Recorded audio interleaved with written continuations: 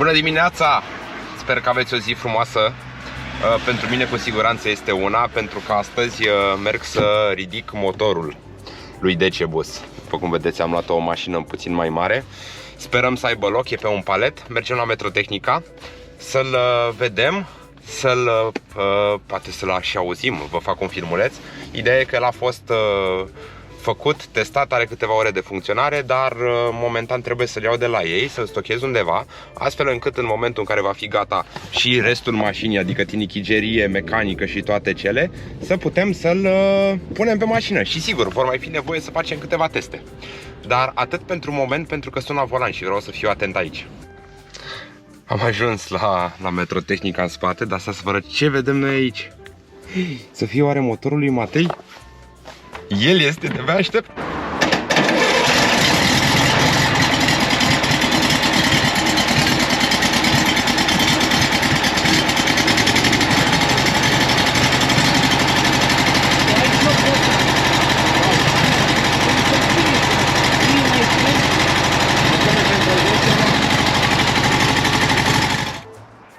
Așa, și acum că am luat motorul și este la mine și va sta la mine până va fi gata tinichigeria și până îl vom monta pe mașină, să vă povestesc puțin despre istoria lui, cum am ajuns să cumpăr motorul, pentru că mașina am luat-o fără motor. L-am luat în 2017, mi se pare, de la Brașov. M-a ajutat unul meu prieten, Mihai Zgardan, probabil îl știți de pe Facebook. Mihai Zgardan, restaurat în România, restaurează tot felul de mașini clasice, de la, nu știu, Daci până la lucruri mai delicate, mai senzitive, mai scumpe și mai rare.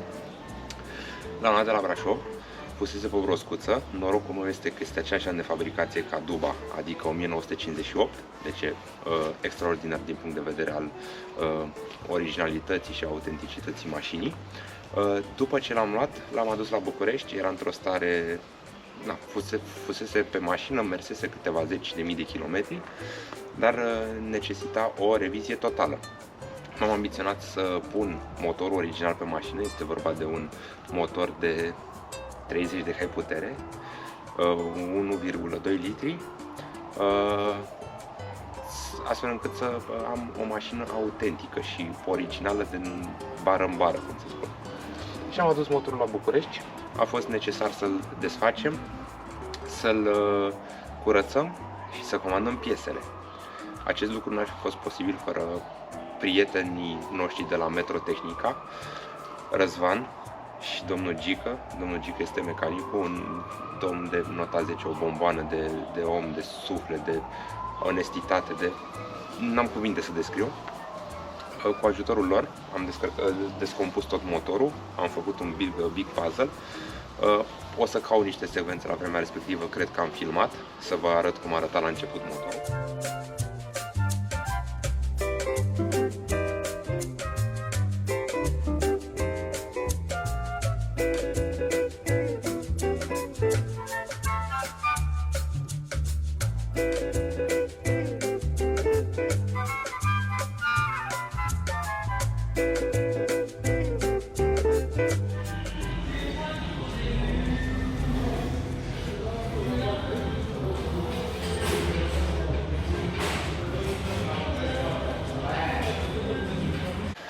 A fost desfăcut, a fost curățat ce se putea curăța și mă refer aici la, nu știu, tabla de răcire de aer, răcitoarele din spate, mă rog, tablele de la căldură, de fapt. Carburatorul a trebuit cumpărat, o nouă bobină, filtru, pompa de benzină a fost și ea desfăcută, refăcut fitting-urile, garniturile, tot nou-nouț. Cumpărat separat eșapament. Cumpărate toate curelele, toate filtrele. Filtrul de ulei momentan care vine aici pe carb nu e în casă, l-am dus deja. Cumpărat un carburator nou, cumpărat un dinam. Aici la dinam e o poveste interesantă, am ajuns la cei de la BBT și am luat din stocul lor de piese NOS sau folosite un dinam de Porsche, pentru că dinamul de 6 volți, cum era original motorul gândit și mașina, nu se potrivea aici.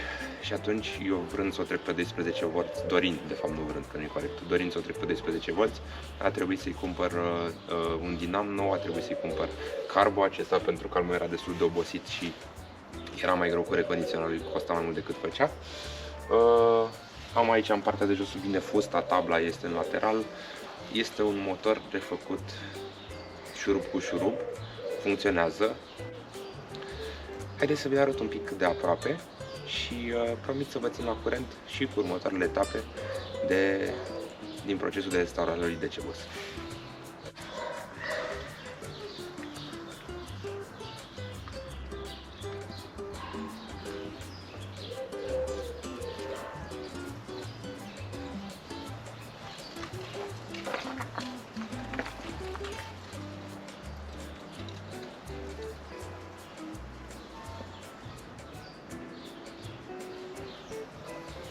Până data viitoare, să fiți bine! Vă pupă bărbosul!